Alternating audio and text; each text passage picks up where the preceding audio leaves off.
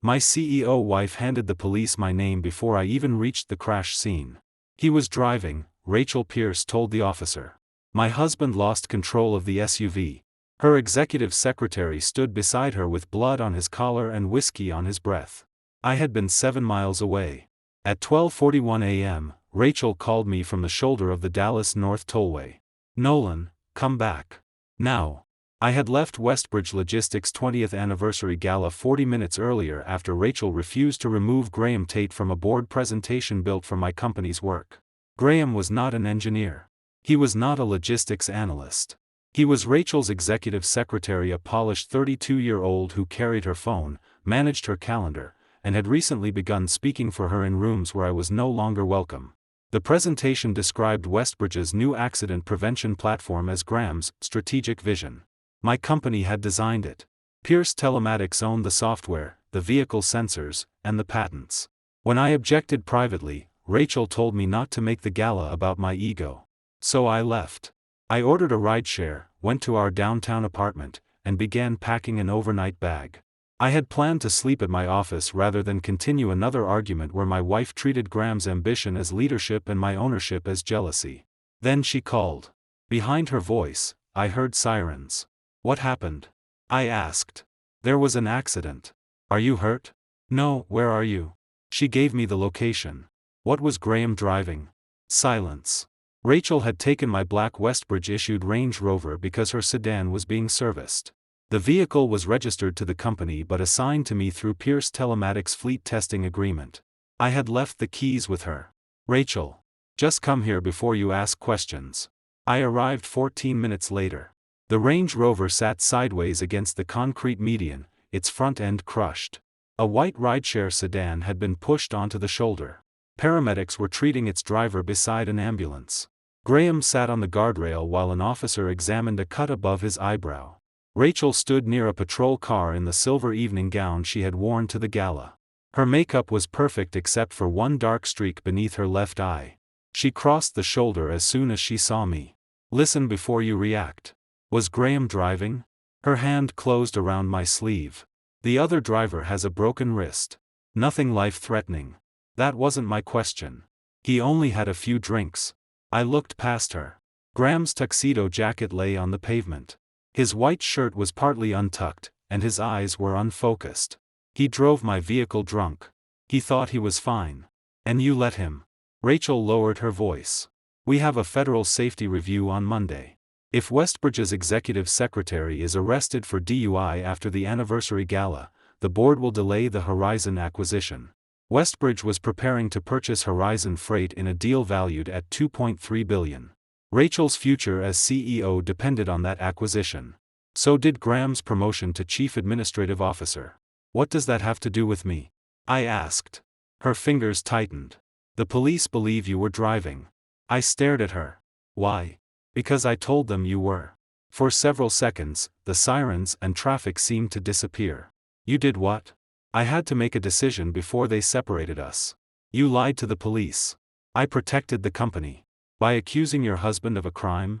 You have no prior record. Your blood alcohol is 0. The attorneys can argue fatigue, mechanical failure, anything that keeps this from becoming a DUI. You think I'm going to confess? I think you're going to say you returned after leaving the gala, drove us home, and lost control when the front tire pulled. I arrived in a rideshare. The driver doesn't know why you came here. The app does. Westbridge Council can manage that. I almost laughed. She had already built a defense around destroying evidence that contradicted her. What did Graham tell them? He confirmed you were driving. Of course he had. Rachel's career protected his. His lie protected hers. I was the only person in their arrangement expected to absorb the damage. A police officer approached us. Mr. Pierce? Yes. I'm Officer Daniel Rusk. Your wife says you were operating the Range Rover. I need an attorney before answering questions. Rachel's face hardened. The officer continued. Were you involved in the collision? I will cooperate after speaking with counsel. Your wife and Mr. Tate both identified you as the driver. A witness says a man exited the driver's side. I arrived after the collision. Rachel interrupted. He's in shock. I turned toward her. Stop speaking for me. Officer Rusk looked between us. "Mr. Pierce, please place your hands where I can see them." The second officer moved closer. I did not resist. They did not arrest me for DUI. There was no alcohol in my system, and no officer had observed me driving. They detained me based on 2 eyewitness statements accusing me of causing an injury collision and initially leaving the scene. Rachel watched them place me in the rear of a patrol car. She did not withdraw her statement. Graham watched too. He looked afraid, but not guilty enough to speak. Before the door closed, Rachel leaned toward the window. "Let the attorneys handle it. Do not ruin everything tonight. You already did." At the station, I called Claire Donnelly. Claire had represented Pierce Telematics for 6 years. She specialized in transportation regulation and corporate investigations, not criminal defense, but she found a criminal attorney and reached the station before Westbridge's general counsel did. That mattered. Westbridge's attorney arrived carrying a prepared statement. It said I had taken responsibility for driving while exhausted after a stressful professional event. It described the collision as an unfortunate accident caused by a suspected steering malfunction. It did not mention Graham drinking. It did not mention Rachel giving him my keys. It included a sentence confirming that neither Westbridge executive had controlled or influenced my decision to drive. Claire read the statement once. "Who drafted this?" Westbridge counsel adjusted his glasses. "This is a preliminary factual summary. It contains facts your client could not know unless she had discussed them with Nolan. Mrs. Pierce witnessed the incident. Nolan says he wasn't there." The attorney looked at me. "Mr. Pierce, your wife believes a public dispute would damage both companies. My company has nothing to do with Graham's DUI. Pierce Telematics has a major licensing relationship with Westbridge. That sounds like a threat." "It is context." Claire placed the statement face down. "My client will not sign this." Westbridge counsel leaned toward me. "Nolan, Rachel authorized me to remind you that the renewal vote on Pierce Telematics' fleet contract is next week. The contract was worth $38 million over 3 years. Losing it would hurt. It would not put me in prison. Tell my wife she can vote however she wants," I said. The attorney's expression changed. He had expected a husband. He had found a separate company owner. The police impounded the Range Rover. They took my clothing, photographed my hands, and asked whether I had injuries consistent with the deployed driver's side airbag. I had none. Graham had a burn across his right wrist. Rachel told officers it came from helping him exit the passenger seat. The initial roadside witness could not identify the man who exited the driver's side.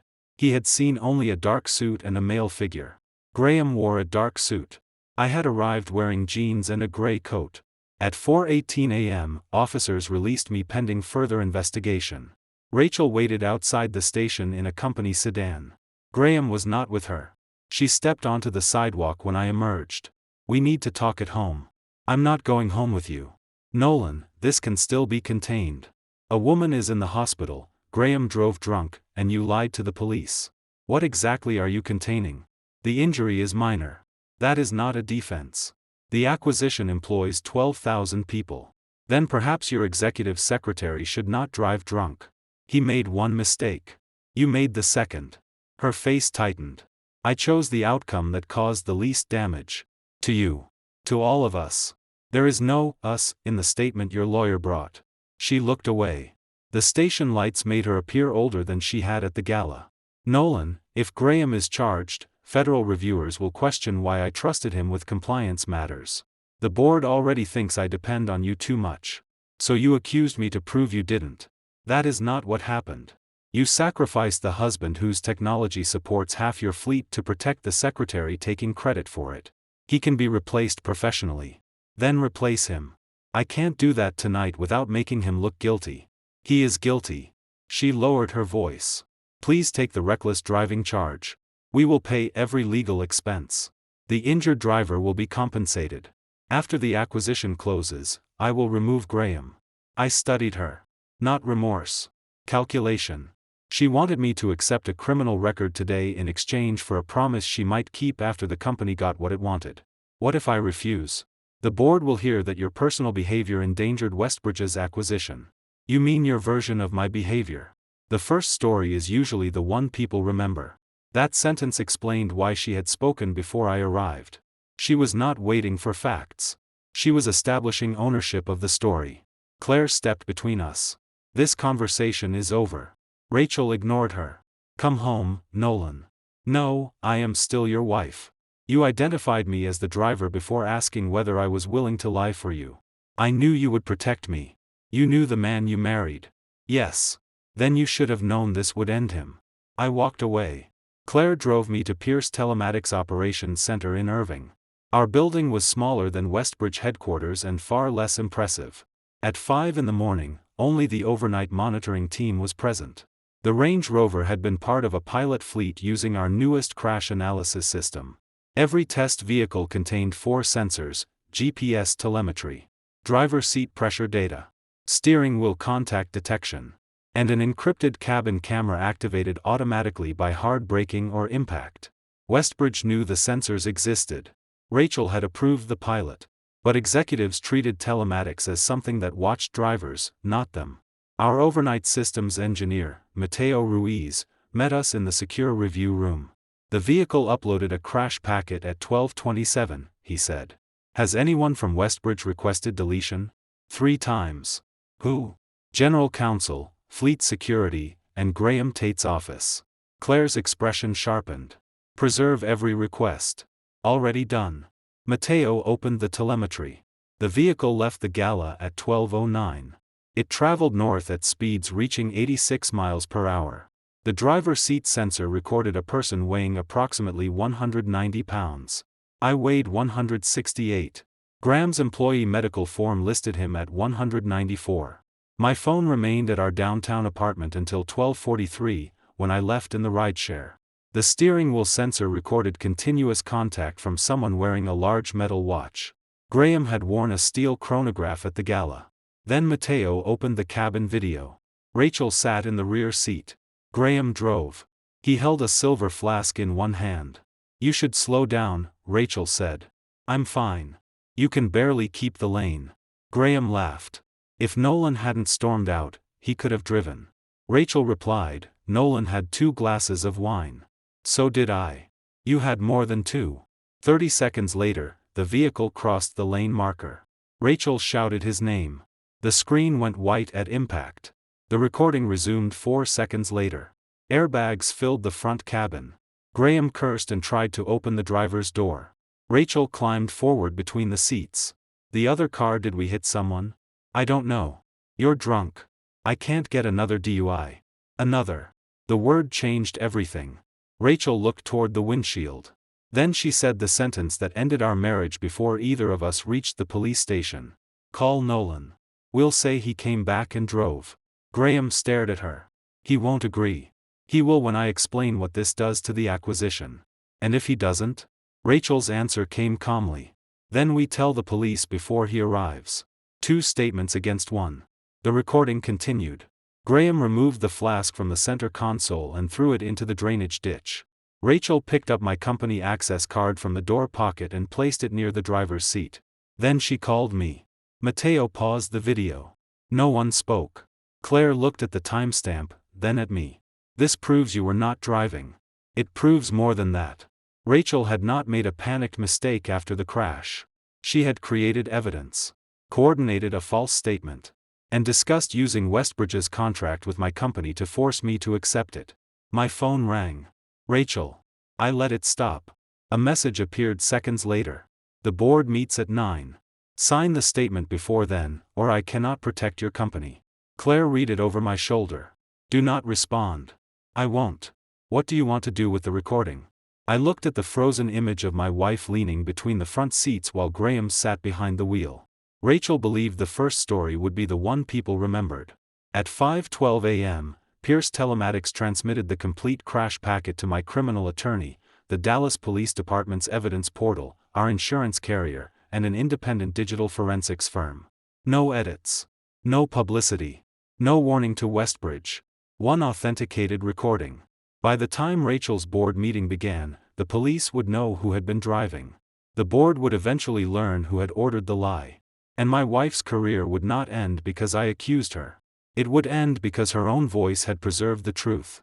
At 8:07 that morning, Dallas police arrested Graham Tate at his apartment. He had changed clothes, washed the blood from his face, and placed the steel chronograph he wore during the crash inside a kitchen drawer. None of it mattered. The Range Rover's cabin camera showed him behind the wheel. The telemetry placed his weight in the driver's seat. The airbag burn on his wrist matched the point where the steering wheel deployed. Divers recovered his silver flask from the drainage ditch beside the tollway. His blood had not been tested at the scene because Rachel and Graham identified me as the driver. But the hospital had drawn blood while treating his head wound, and investigators obtained a warrant for the sample. His alcohol level had been more than twice the legal limit. The search also confirmed what he said after the crash. It was not his first DUI. 6 years earlier, Graham had pleaded guilty to driving while intoxicated in Oklahoma. He had omitted the conviction from the background documents Westbridge submitted during a federal transportation security review. Rachel's office had certified those documents as complete. At 8:19, police asked Rachel to return for another interview. She did not go immediately. She attended the Westbridge board meeting first. I knew because board chair Malcolm Hargrove called Claire Donnelly at 8:31. "Is Nolan with you?" he asked. Claire put him on speaker. "I'm here," I said. "Nolan, Rachel says Pierce Telematics distributed confidential vehicle footage outside approved corporate channels. I transmitted evidence of a felony to police, counsel, our insurer, and a forensic examiner.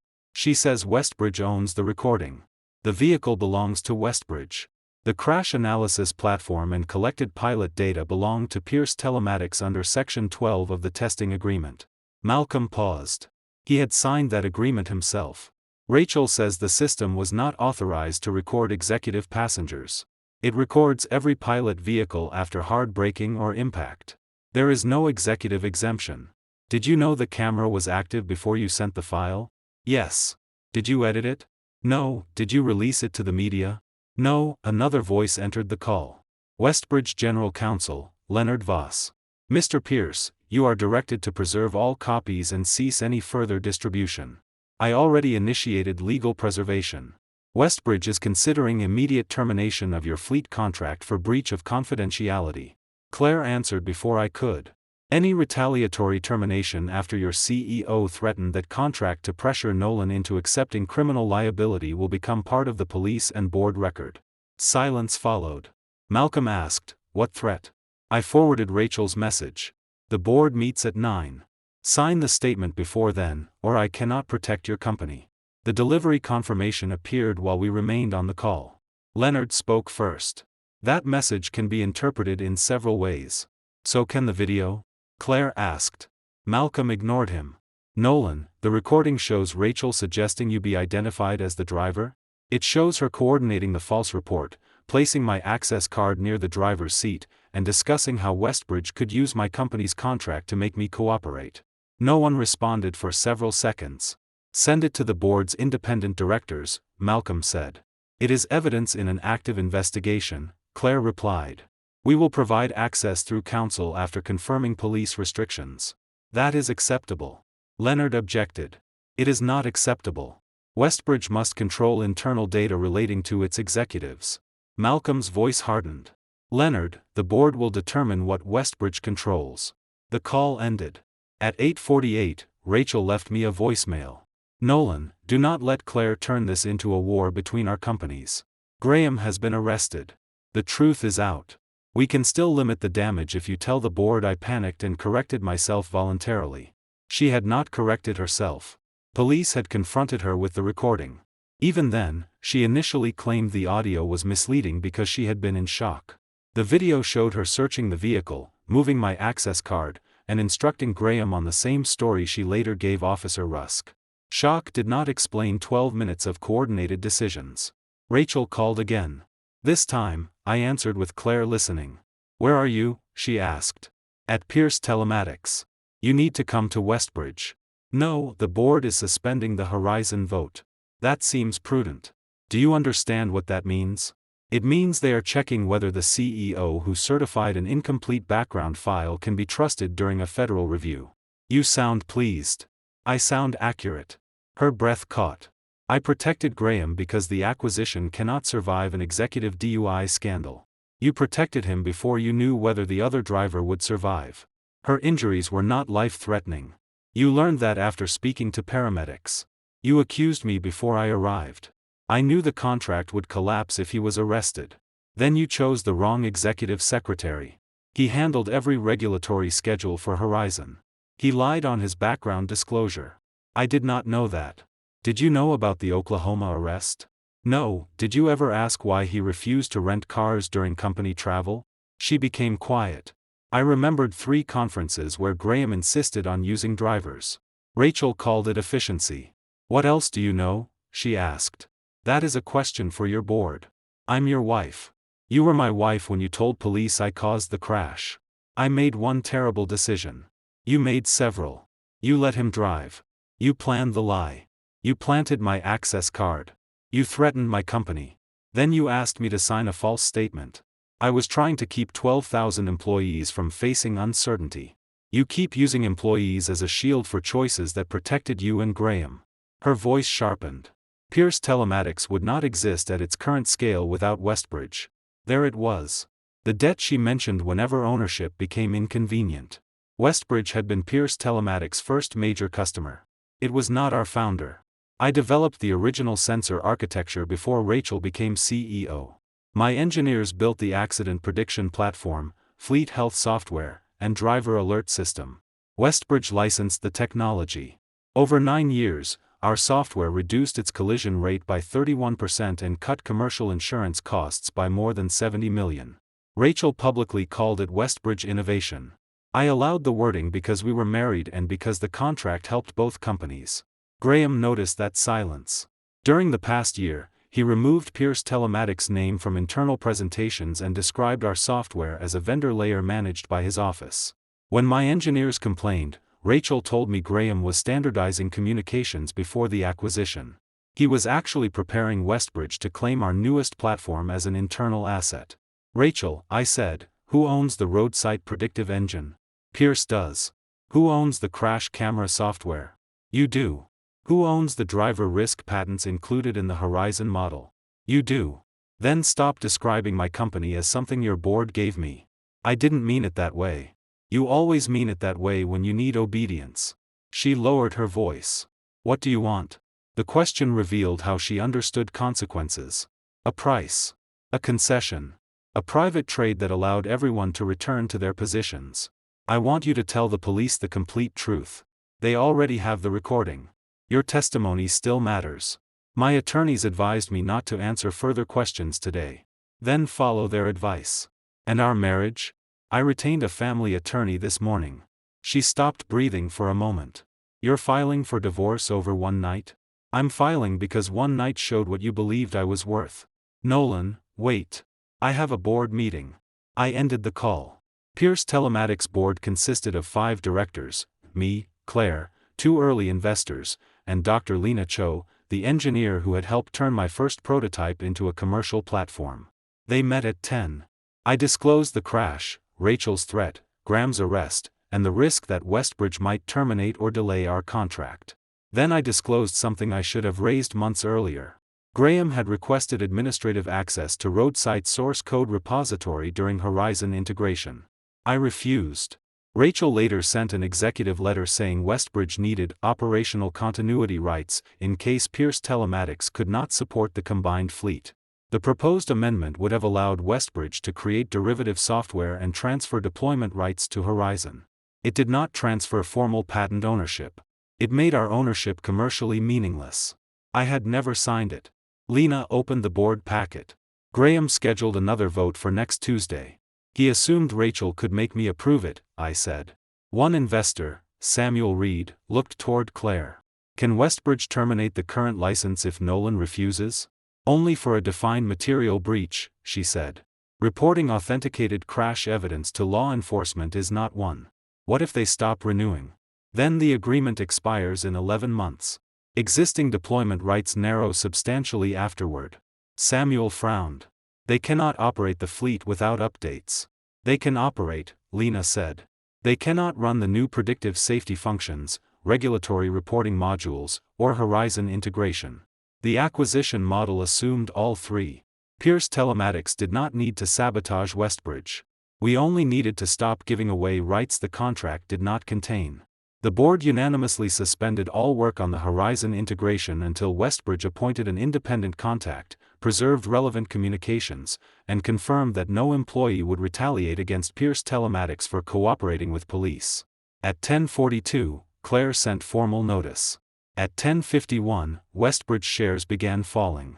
The company was publicly traded, but no announcement mentioned Rachel, Graham, or the crash.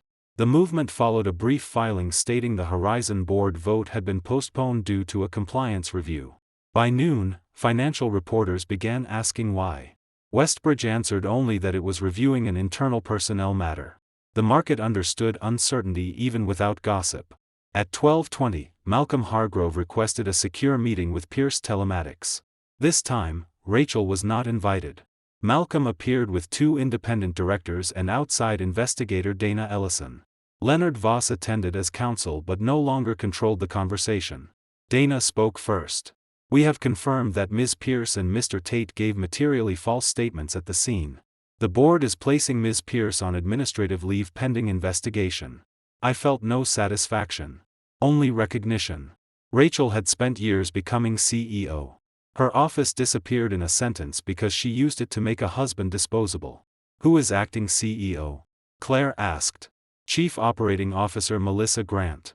Melissa had spent 15 years at Westbridge. She understood fleet operations and had never pretended to invent my software. Dana continued. "We need access to the complete crash packet, the deletion requests sent to Pierce Telematics, and communications concerning the proposed Horizon technology amendment. We can provide them through a controlled data room," Claire said. Malcolm looked at me. "Nolan, did Rachel ever tell you Graham had a prior alcohol-related conviction?" "No." "Did she pressure you to approve his expanded authority?" "Yes." "How?" I described the gala presentation, the source code request, and the amendment. Then Lena displayed earlier emails.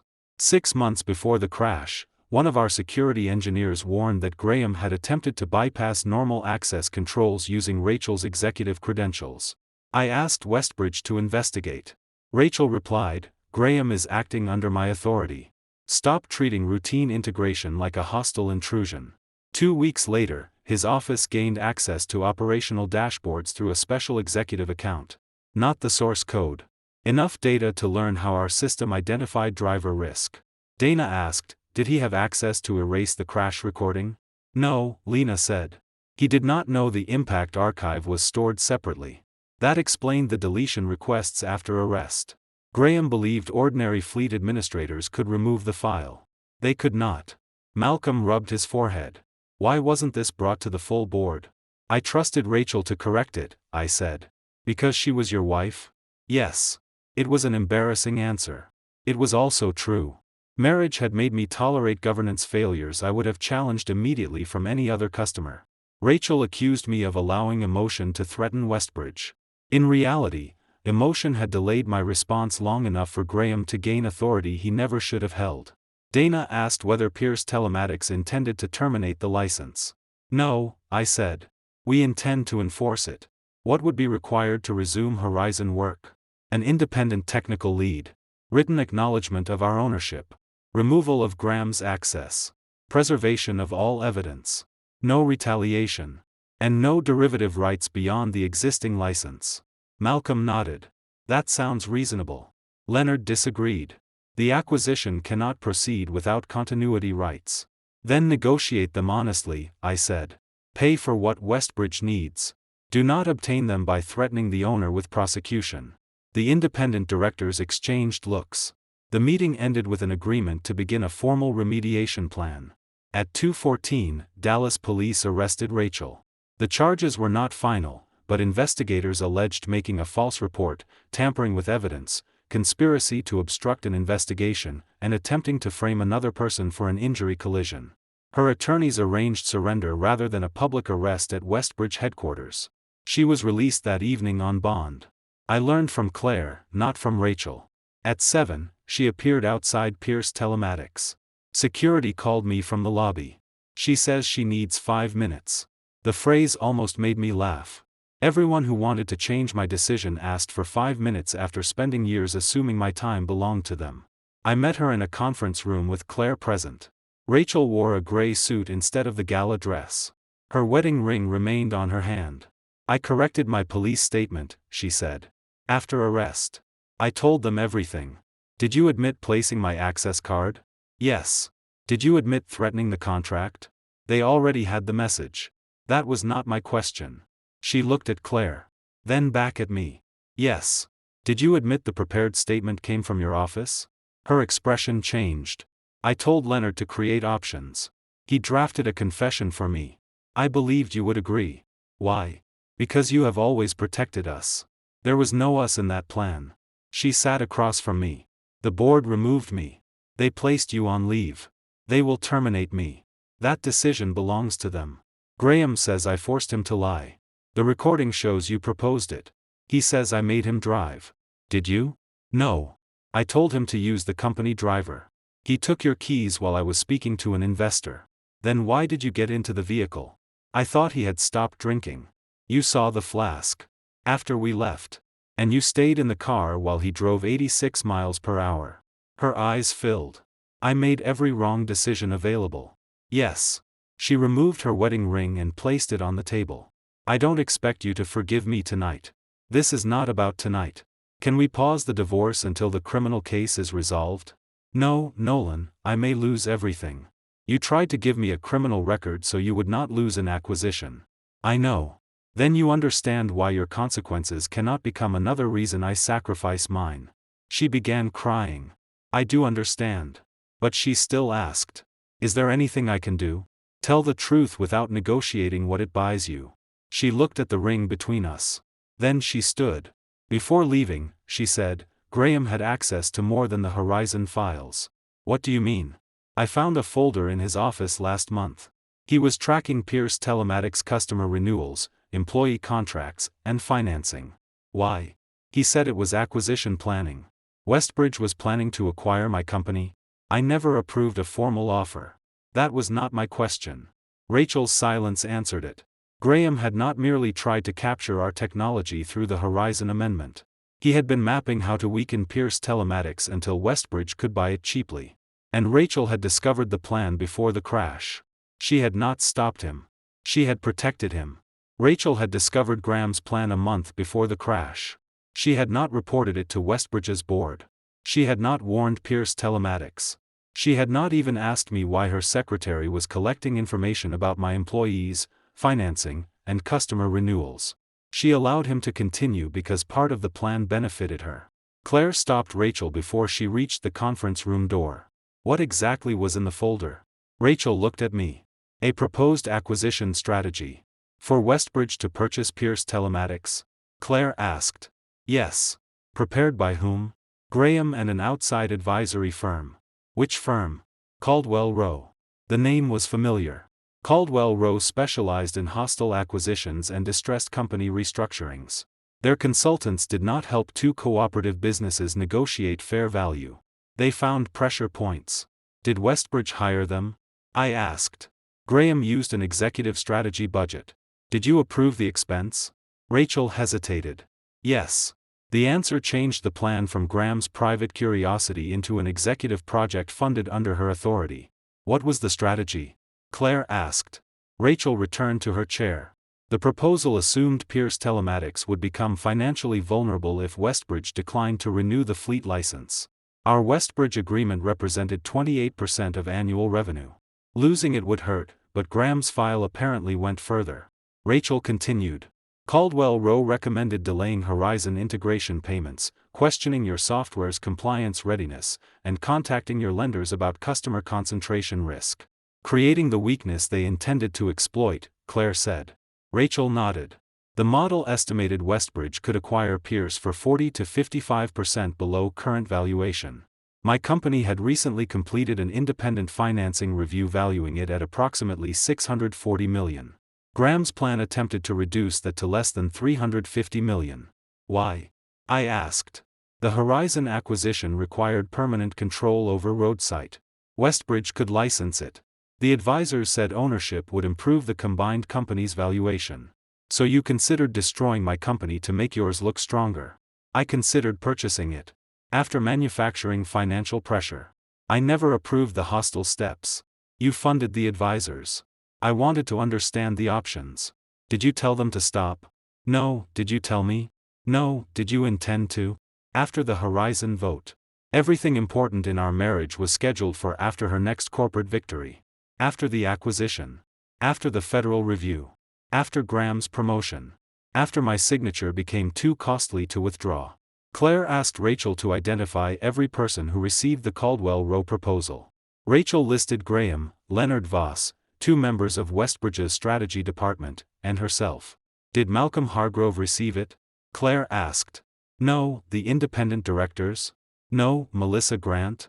No, Rachel had kept the plan outside the executives most likely to challenge it.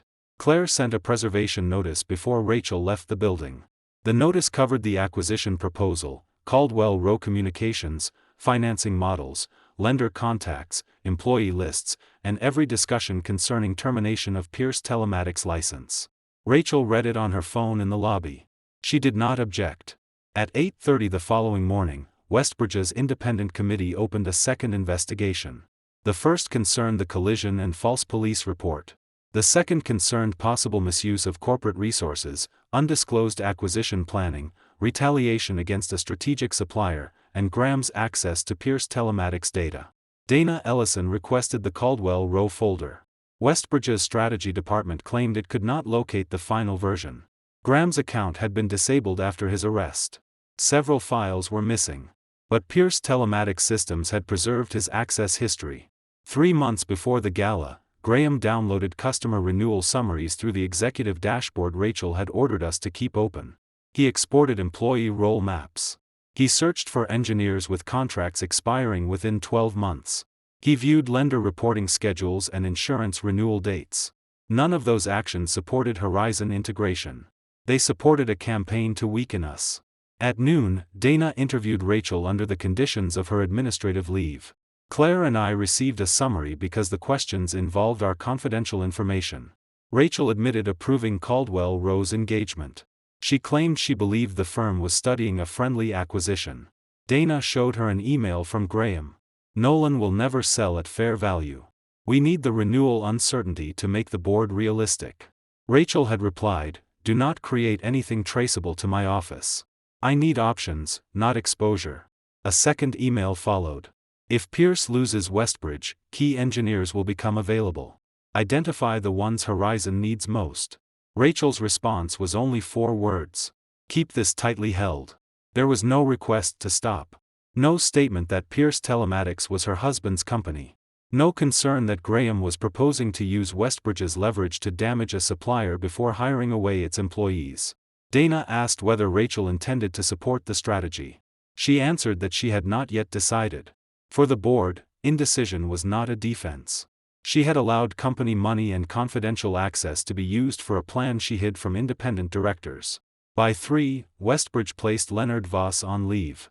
The prepared confession he brought to the police station had not been ordinary legal advice. Emails showed Rachel and Graham described the statement they wanted me to sign before Leonard drafted it. Graham wrote, make Nolan the fatigued driver. Avoid alcohol entirely. Mechanical issue gives his company an incentive to settle quietly. Rachel replied, include that neither Westbridge executive influenced him.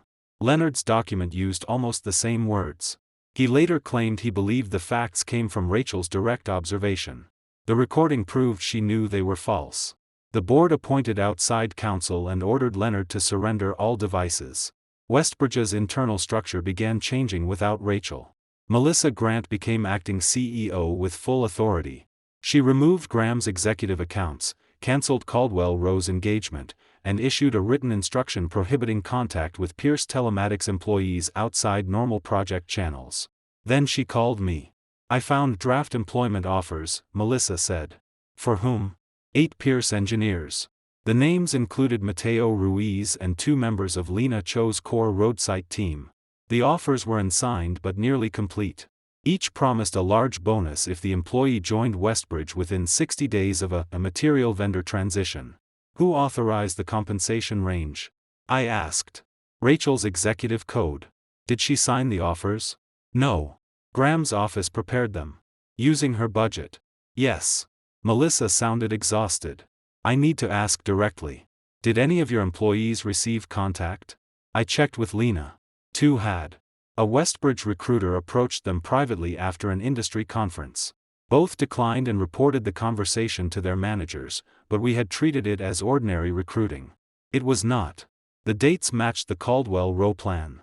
Westbridge was preparing to terminate our renewal, question our stability, and recruit the engineers needed to operate a replacement platform. The technology amendment would have given them derivative rights. The employee offers would have given them the people who understood the system.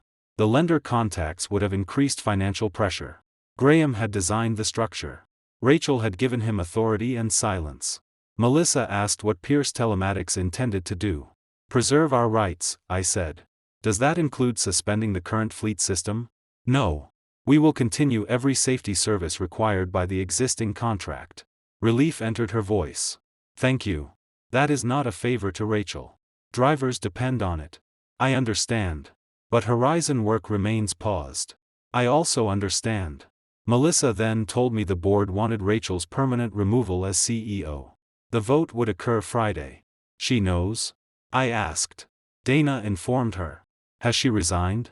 No, Rachel still believed there might be a version of the facts where determination looked like leadership. That evening, she came to our apartment while I was collecting personal documents. A neutral property coordinator was present because my family attorney had advised against private meetings. Rachel stood in the kitchen beside 3 unopened boxes. I was told you leased another place, she said. Yes. For how long? Indefinitely. She watched me remove my passport and company files from the locked cabinet. I did not approve Graham contacting your employees. You approved the budget and told him to keep the plan hidden. I wanted negotiating leverage. You wanted my company underpriced. I wanted Westbridge to own the technology its future depended on. Then Westbridge could have made an offer. You would have refused. Yes. That is why I needed another structure. She said it as if my refusal were a technical problem rather than an owner's decision. Did you ever see us as separate people? I asked. What does that mean? My company was not a marital asset for you to reorganize. I knew that legally. I'm asking whether you understood it. She lowered her eyes. I thought if Westbridge acquired Pierce, we would finally stop fighting about whose work mattered. By making my work part of yours. By combining everything. Under your authority. I was CEO. And I was supposed to become what? Her silence lasted too long. What did the proposal say about me, Rachel? She sat at the kitchen island. It suggested keeping you during a transition period. In what role? Chief Innovation Advisor. Not CEO of the company I founded. Not owner. An advisor employed long enough to transfer knowledge. How long was the transition? 18 months. And after? There was no guaranteed position. The truth was complete now. Rachel had planned to weaken my company, buy it cheaply, recruit my engineers, capture my patents through an expanded license, and remove me once Westbridge no longer needed my cooperation. Did you approve that section? I told Graham the board would not accept an acquisition if you retained operational control. So yes. I thought you could start something new. I stared at her. She had treated 15 years of my work as a temporary contribution to her corporation. Then, after arranging to remove it from me, she imagined I could simply begin again. You accused me of the DUI for the same reason, I said. No, yes. You believed my company, my record, and my position could be damaged because I would rebuild. Graham and the acquisition were things you refused to risk. Her eyes filled. I never wanted you convicted. You wanted me to confess. The attorneys said they could reduce it. To what? A misdemeanor reckless driving charge. That could have ended transportation contracts and federal work. We would have protected Pierce.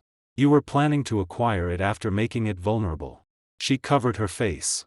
For the first time, I wondered whether she had intended the criminal accusation to help the acquisition strategy even before the crash. Not the collision itself. But once Graham hit another vehicle, my conviction would have discredited Pierce Telematics' founder. Westbridge could question our safety culture. Lenders could tighten terms. Customers could reconsider renewals. The price would fall. Did Graham mention how my arrest affected the acquisition plan? I asked. Rachel slowly lowered her hands. At the station. What did he say? He said if you accepted responsibility, the board might insist Westbridge take control of Pierce's compliance operations. And you still asked me to sign. I was trying to prevent him from being arrested. You knew my arrest strengthened the plan to take my company. I wasn't thinking clearly. You thought clearly enough to plant my card." She began crying. The property coordinator looked away. Rachel whispered, "I destroyed everything." "No. You made decisions. Destruction is the consequence, not the explanation." I closed the document case. My attorney will send the separation filing tomorrow. Please wait until after the board vote. Why? If they know my husband filed for divorce, it will look like even you have lost confidence in me. I have. Her face broke. You could have waited 4 days. You could have told the truth before the police put me in a car. I left the apartment. The legal separation petition was filed the next morning. It asked the court to enforce our prenuptial agreement, preserve financial records, and prevent either spouse from representing that they held authority over the other's company. I did not seek Rachel's Westbridge shares. She would not receive Pierce Telematics equity. Our jointly owned apartment would be sold or divided through settlement. The criminal case remained separate. That afternoon, the injured rideshare driver, Jasmine Bell, underwent surgery on her wrist. Her attorney contacted both companies.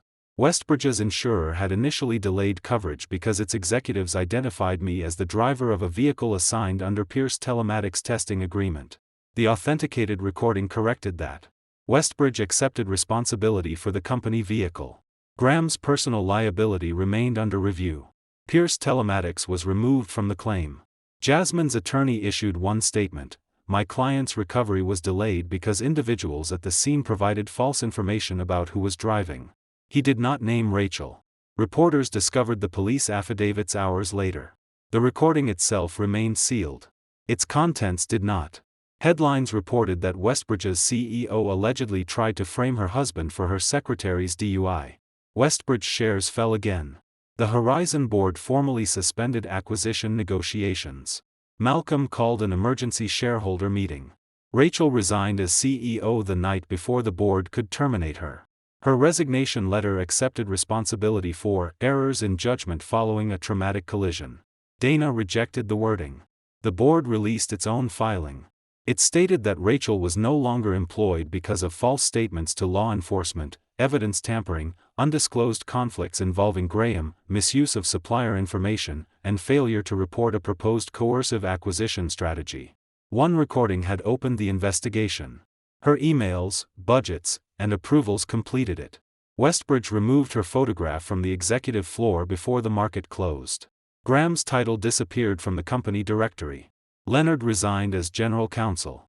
Melissa became interim CEO. And at 6:12 that evening, Dana sent Claire the final Caldwell Row presentation.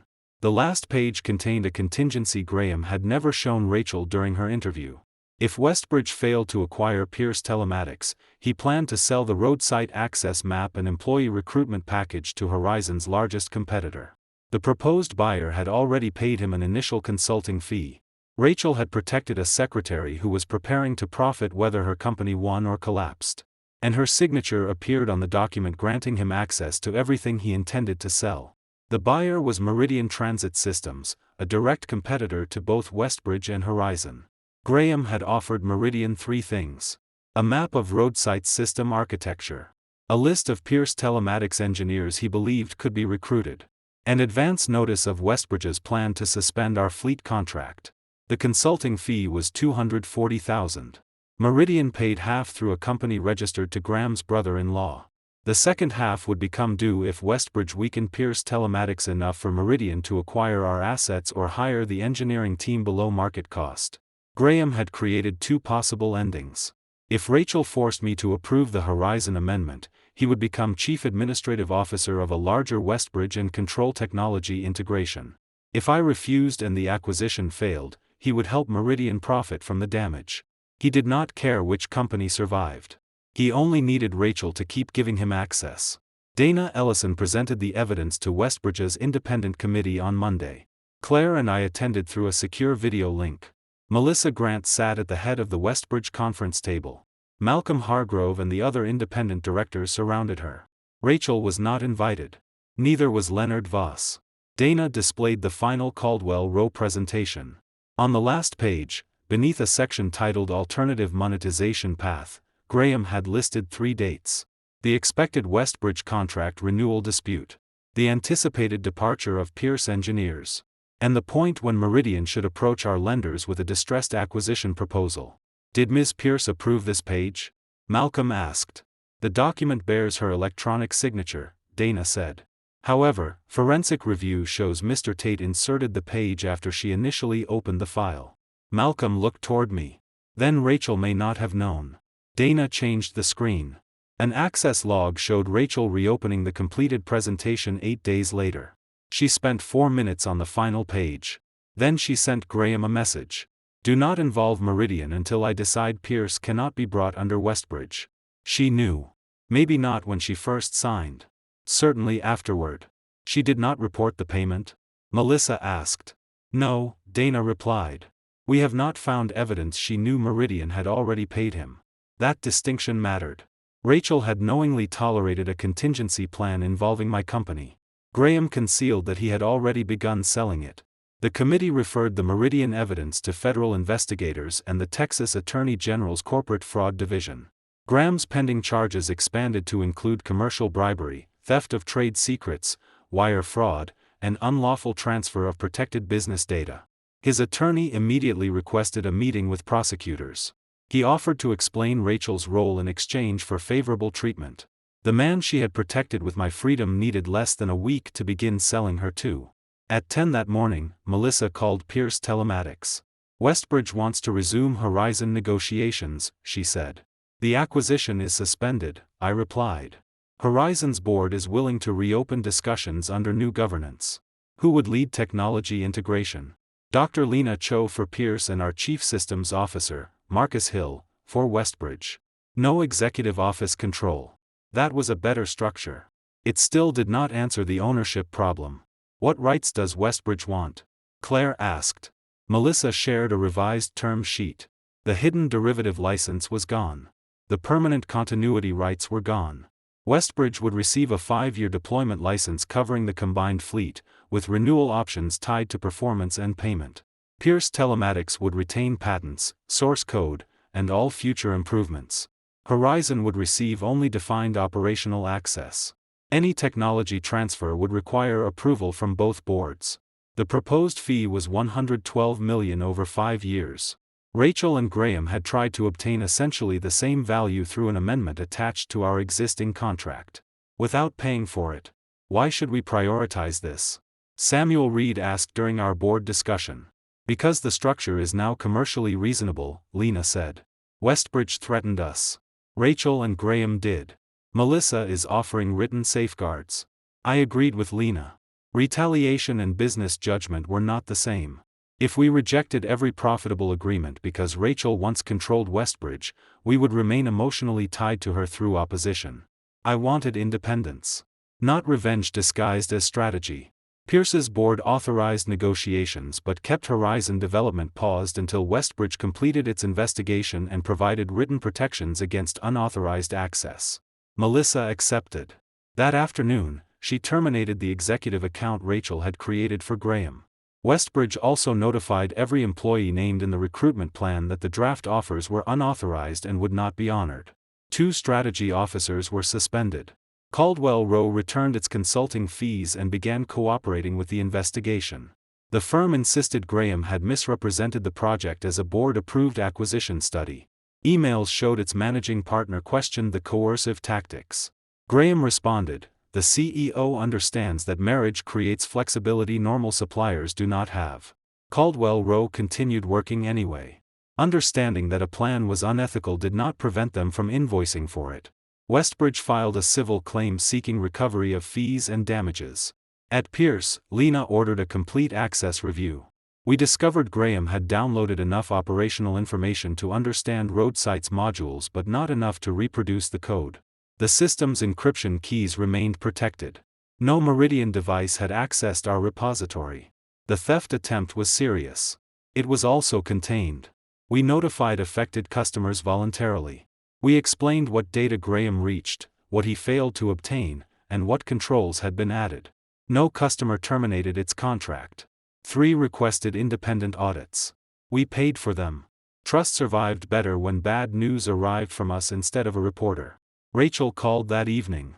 Her criminal attorney and my family attorney had agreed that conversations about the separation should occur through counsel, but she was still permitted to contact me regarding urgent shared property.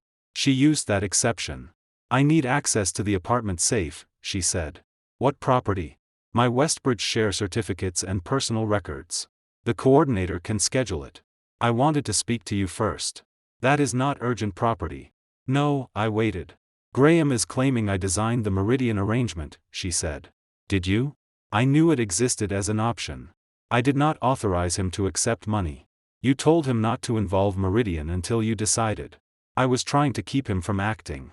"Then why not report it?" "Because reporting it would expose the plan to pressure Pierce." "You mean the plan you funded?" "Yes." Her answer came more quickly than before. The recording had ended her ability to pretend each decision was accidental. Now she had to choose between admitting what she did and making statements evidence could disprove. "He says you promised him control of Pierce after the acquisition," I said. "I promised him oversight of integration." "What did that mean?" "He would coordinate teams." "Above Lena?" "He wanted authority over all vendor technology." "He is not an engineer." He said technical leaders resisted commercial decisions. Technical leaders resisted giving him source code access. "I know." "Did you plan to make him chief administrative officer?" "Yes." "Why?" Rachel became quiet. "Because he made my life easier." The answer was smaller than the damage it caused. "He filtered problems before they reached me," she continued. "He remembered every deadline. He knew which directors needed reassurance and which employees could be pressured. When you challenged a proposal, he gave me a path around the conflict." "A path around me?" "Yes. That is why you trusted him." "I trusted the fact that he never made me feel dependent." "I understood then."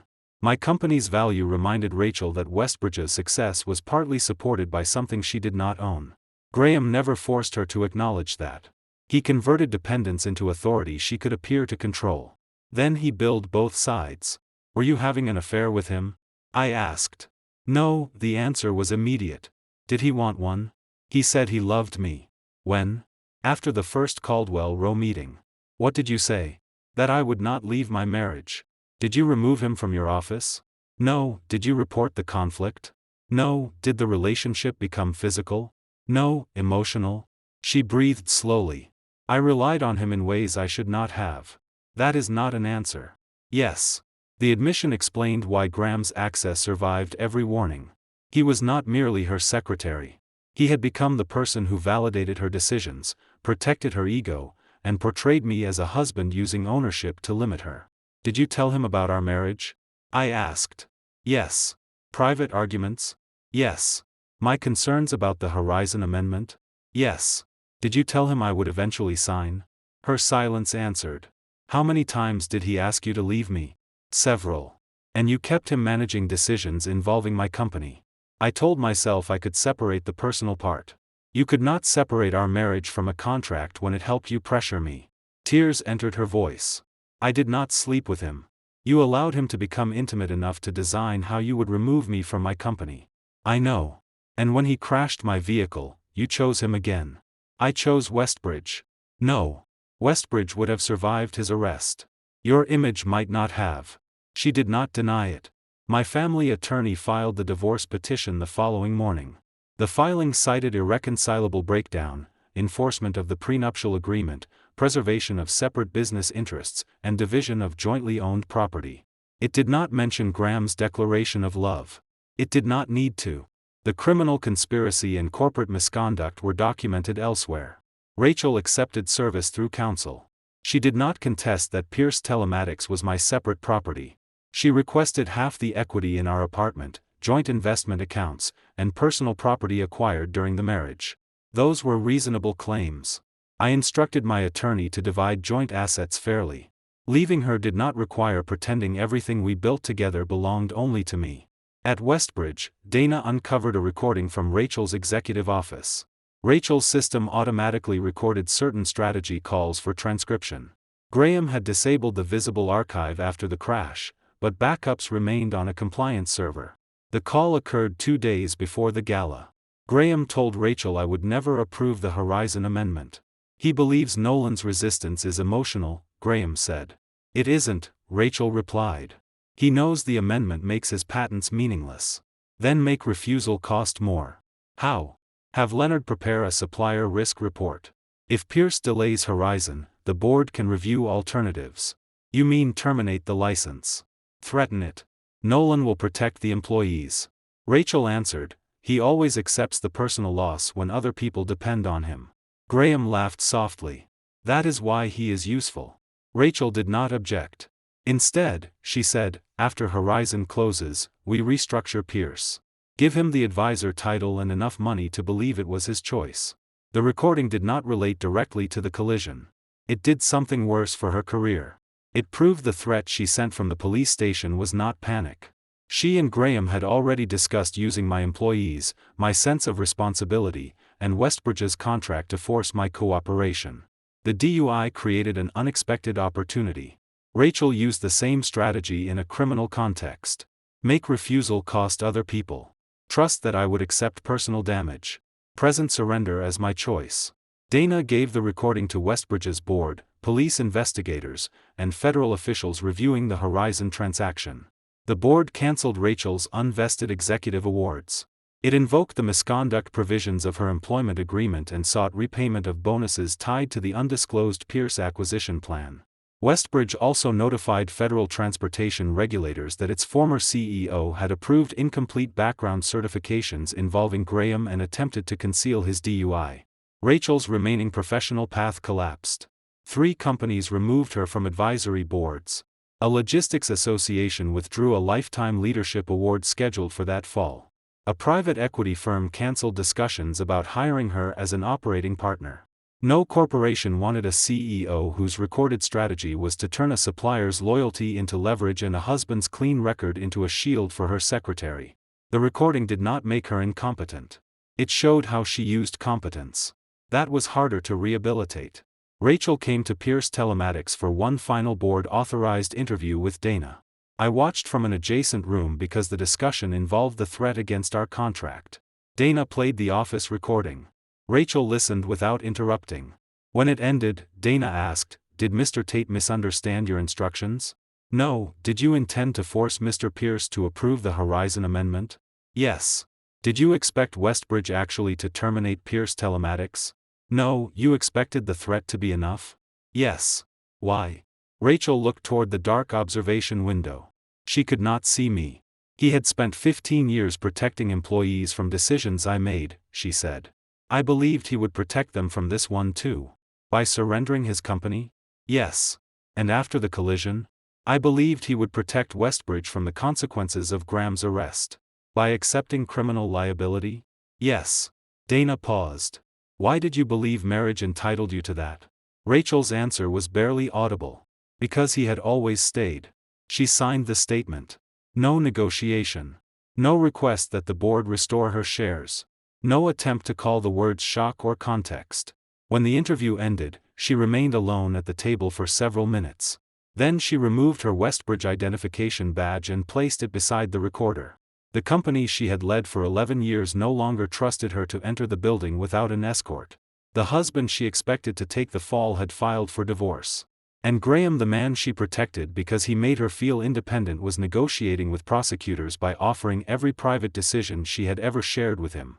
Graham's attorneys offered prosecutors 3 versions of the crash. In the first, Rachel ordered him to drive because she wanted to continue working during the ride. In the second, he believed he was sober enough to operate the vehicle. In the third, he admitted being impaired but claimed Rachel designed every part of the cover-up. The cabin recording contradicted all 3. "Graham took my keys without permission." Rachel warned him to slow down. He admitted he could not survive another DUI. Then Rachel proposed blaming me. Neither of them could transfer all responsibility to the other. The evidence divided it accurately. Graham caused the collision. Rachel coordinated the false report. Both planted evidence. Both lied to police. Both tried to use Westbridge's authority to force my cooperation. Prosecutors charged Graham with felony driving while intoxicated, causing serious bodily injury, leaving the scene, tampering with evidence, conspiracy, and making a false report. The Meridian payments created separate federal fraud and trade secret charges. Rachel faced conspiracy, evidence tampering, obstruction, and making a false report intended to expose another person to criminal liability. Her attorneys argued she had acted during a traumatic emergency. The recording showed method, not panic. At 12:29, she moved my access card. At 12:31, she discussed how Westbridge's contract could pressure me. At 12:34, she called the company's general counsel. At 12:41, she called me. By the time I arrived, her story had already been repeated to 2 officers, Graham, Leonard Voss, and Westbridge's emergency response team. Trauma might explain one confused sentence. It did not explain a coordinated timeline. Rachel requested a meeting through our attorneys. Claire and my criminal counsel attended with me. Rachel appeared beside 2 defense lawyers in a neutral office. She had lost weight since the gala. Her hair was tied back, and the expensive watch she wore as CEO was gone. "I have been advised not to discuss the facts," she began. "Then why are we here?" I asked. "My attorneys need to know whether you intend to ask prosecutors for the maximum sentence." One of her lawyers intervened. "Victims often provide impact statements. Mrs. Pierce hopes any statement from you will distinguish between the harm intended and the harm that occurred. She intended to make me accept responsibility for an injury collision. She believed the charge could be reduced, because Westbridge would pay lawyers to create doubt." Rachel spoke quietly. "I never wanted you imprisoned. You wanted me arrested, charged, and professionally discredited. I thought Leonard could negotiate a misdemeanor. My federal transportation clients could have suspended every contract. I would have helped Pierce survive. You were preparing to weaken and acquire it."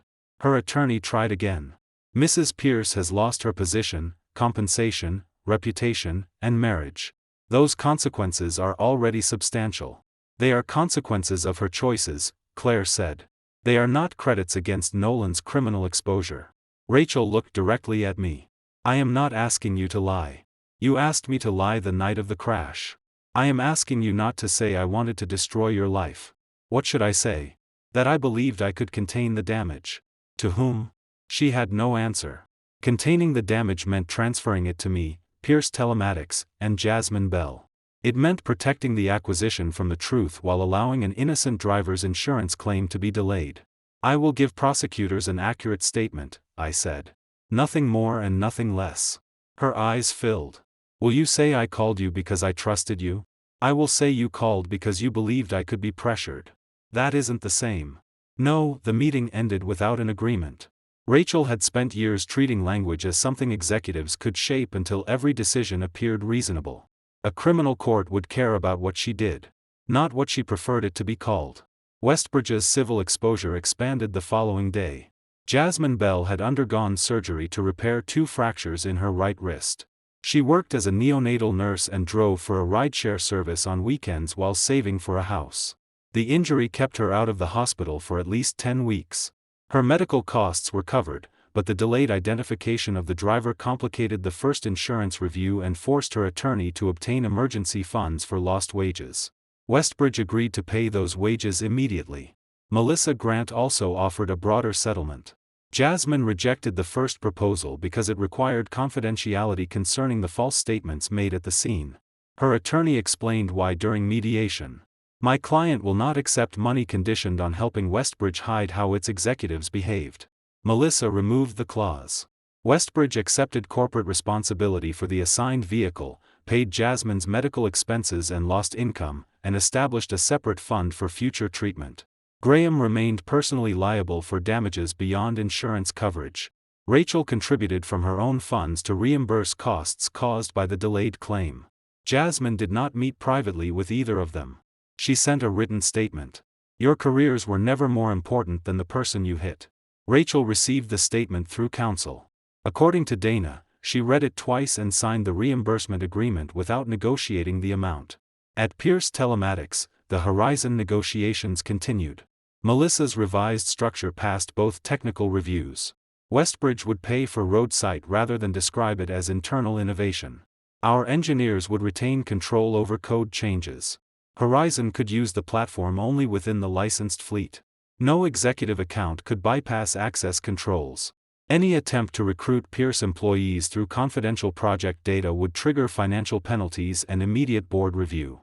The 5-year agreement was valued at $112 million. Performance options could raise it to $147 million. Pierce's board approved the terms unanimously. Westbridge's board did the same. Melissa asked me to attend the signing at Westbridge headquarters. I declined the ceremony but attended the secure contract session. The executive floor looked different. Rachel's portrait had been removed. Graham's office was sealed for investigators. Leonard's replacement sat beside outside compliance counsel. Melissa signed for Westbridge. I signed for Pierce Telematics. No one called the platform a marital contribution. No one described my refusal as emotional. The agreement moved forward because both companies approved the same terms before the signatures appeared. Afterward, Malcolm Hargrove approached me. "I owe you an apology," he said. "For what?" "The board allowed Rachel's marriage to you to substitute for supplier governance. We assumed disputes would resolve privately. I allowed that too. You had more reason to trust her. I had more reason to notice when trust was replacing controls." He nodded. "Westbridge will survive this." "I know. So will Pierce." "Yes. Horizon may still close. That depends on the revised valuation and federal review." Malcolm studied me. "You could have used the crisis to destroy the acquisition. I wanted a fair contract. Rachel believed you wanted control over her company. I wanted control over mine." The distinction had been available to her for years. She simply found it emotionally easier to call ownership a challenge to her authority. The market reacted positively to the revised technology agreement. Westbridge shares recovered part of their losses. Horizon's board reopened negotiations at a lower purchase price, citing governance costs, delayed integration, and the risk created by Rachel's leadership. The acquisition she had tried to protect might still happen. It would happen without her. The employees she used as justification remained employed. The company survived Graham's arrest. Westbridge had needed accountability more than it needed the lie. Graham's position worsened when Meridian's compliance department surrendered his messages. He had promised the competitor that Pierce Telematics would lose at least 4 major customers after my criminal charge became public. One message, sent from the police station while I was being detained, read, "Nolan is taking the crash. His credibility will be gone by morning. Prepare the lender outreach." Meridian's consultant replied, "Confirm Rachel can deliver the license termination." Graham answered, "She already chose the company over him." He understood her perfectly. Rachel's decision had not surprised him. It was a result he expected because he had spent a year teaching her that protecting Westbridge required treating me as expendable. His plea negotiations collapsed temporarily when prosecutors discovered he had deleted messages after receiving the first preservation order. He was moved from bond to pretrial detention after attempting to contact a former Westbridge systems administrator through an encrypted application. His attorney blamed fear. The judge called it obstruction. Rachel did not contact him. Investigators recovered older communications between them showing the emotional relationship she admitted. Graham sent late-night messages criticizing me. He described my ownership concerns as insecurity. Rachel shared details of our private arguments and told him I did not understand the pressure of leading a public company. One message from Graham read, "You built Westbridge. Nolan built a tool. Don't let the tool control the builder." Rachel replied, "Sometimes I wish he understood that. Pierce Telematics was not a tool. It employed 214 people, held 43 patents, and served companies that had no relationship with Westbridge." But Graham's sentence gave Rachel permission to see my company as an accessory to hers. From there, weakening it felt like restructuring. Taking its technology felt like integration. Replacing me felt like efficient leadership. The board's clawback claim against Rachel reached $18 million. It included unvested awards, acquisition bonuses, and compensation tied to certifications affected by Graham's undisclosed conflict. Rachel challenged the total but not the misconduct finding. Her lawyers negotiated a settlement. She surrendered all unvested Westbridge equity, repaid a portion of prior bonuses, and relinquished claims under her executive severance agreement. She retained shares purchased with her own money and vested compensation earned before Graham's influence became material. Westbridge did not erase her entire history. She had led profitable expansions, modernized regional distribution centers, and negotiated labor agreements that kept thousands employed. Those achievements remained real. So did the way she ended her career. The settlement permanently barred her from serving as an officer or director of Westbridge. Other companies were free to hire her. None called. 2 executive search firms removed her from active consideration. The State Logistics Council revoked her governance certification.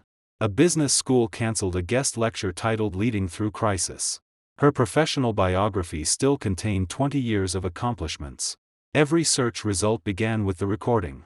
Then Dana uncovered a problem with Graham's original hiring file. Westbridge's Human Resources Department had used an outside screening company before hiring him 6 years earlier. The vendor found his Oklahoma DUI conviction. The report flagged the case for executive review because Graham would have access to company vehicles and transportation compliance records. The final Westbridge file contained no conviction. Instead, it included a 1-page exception form stating the record had been resolved and legally cleared. Rachel's electronic signature appeared at the bottom. When Dana first questioned her after the crash, Rachel said she did not know about Graham's prior DUI. The hiring record suggested otherwise. Rachel's attorney argued she signed dozens of personnel exceptions and may not have read the attached report. Dana requested the original email chain. Westbridge's archive produced it that evening. The HR director had written, "Ms. Pierce, Mr. Tate's conviction remains valid and has not been expunged.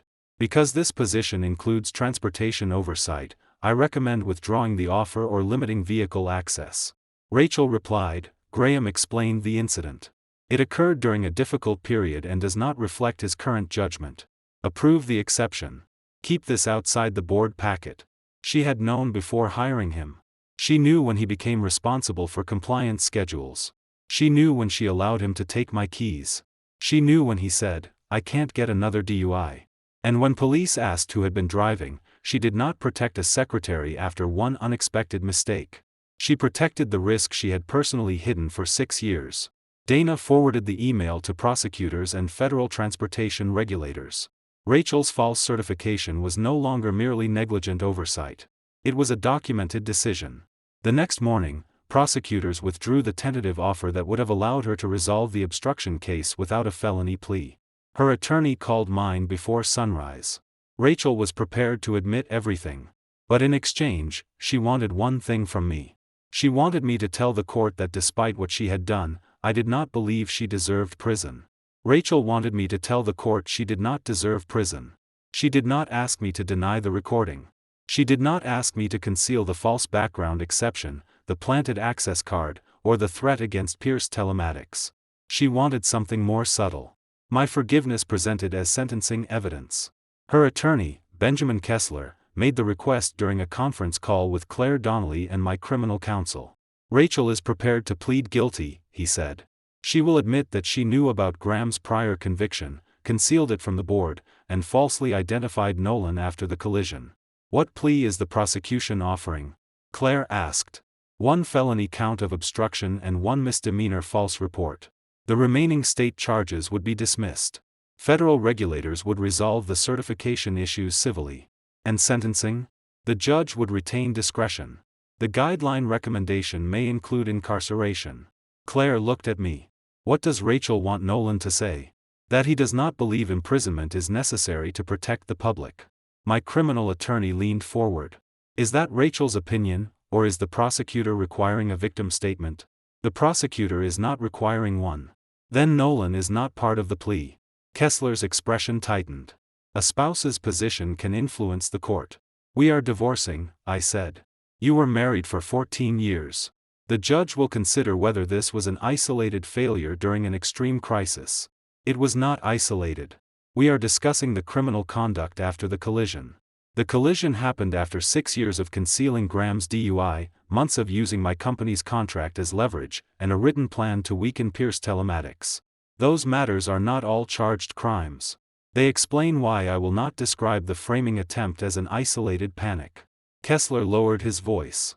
"Rachel is not asking you to excuse her. She is asking me to recommend the consequence she wants. She accepts losing Westbridge. That was not hers to decide after the evidence surfaced. She has lost her marriage, career, compensation, and reputation. Those losses did not protect me when I was sitting in a police car." The call ended without my agreement. An hour later, Rachel sent a message through our family attorneys. I will accept your decision. I only ask that you read my full statement before sentencing.